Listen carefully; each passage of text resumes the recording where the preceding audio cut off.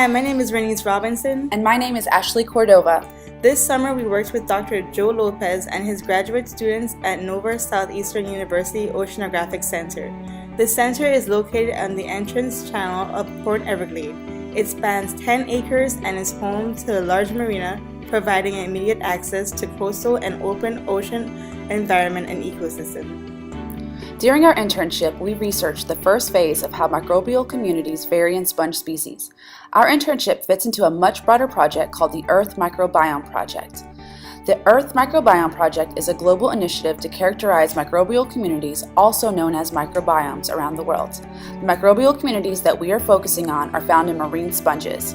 Our marine sponge samples were collected in the vicinity of Woolajarlu Island off the northwest coast of Australia from depths of about 20 meters by collaborator Dr. Christine Schoenberg.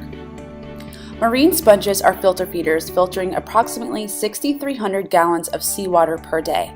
They represent the oldest metazoan animal phylum and reside in most aquatic environments.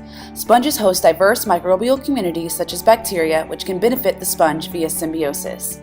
As you can see from the picture of a sponge sample cross-section, the various spots indicate the bacteria within the sponge. The bacteria makes up of about 50% of the sponge biomass.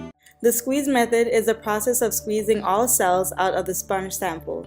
It was coined by our own mentor, Dr. Joe Lopez.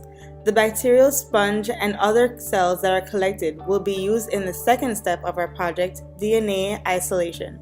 Our end result is called a pellet.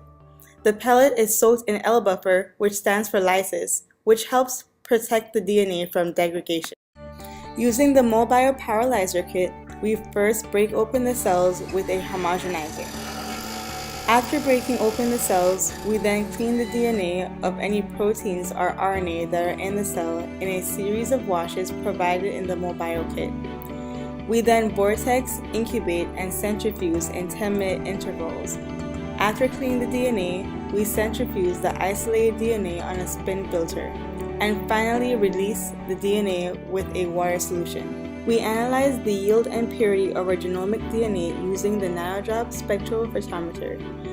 Spectrophotometry measures the percent of light at different wavelengths absorbed and transmitted by a pigment solution.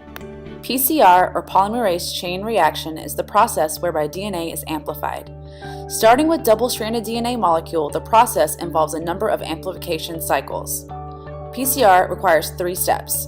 In step 1, double-stranded DNA is denatured by heat. Step 2 includes primers annealing to complementary sequence of target DNA. DNA synthesis occurs with heat-stable DNA polymerase. In step 3, polymerization extension of the second strand duplicates the target DNA. The specific DNA piece is amplified exponentially. After 30 cycles, over 1 billion copies of DNA have been produced.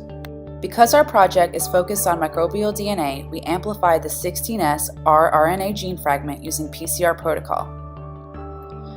Here is a clip illustrating the PCR amplification process.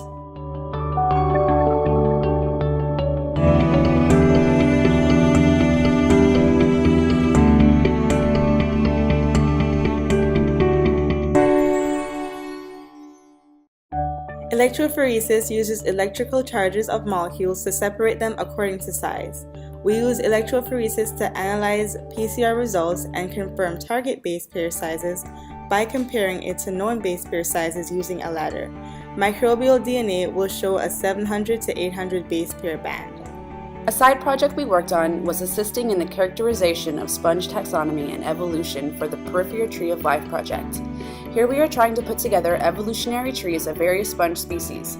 We did this by dissolving our samples in bleach and looking at the spicules or sponge bones that were left behind.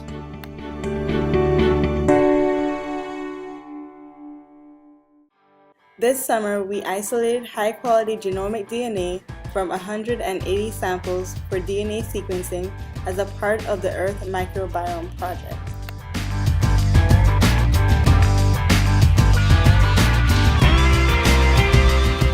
For more information about our research and the research of other ocean scientists, visit COSEEFlorida.org.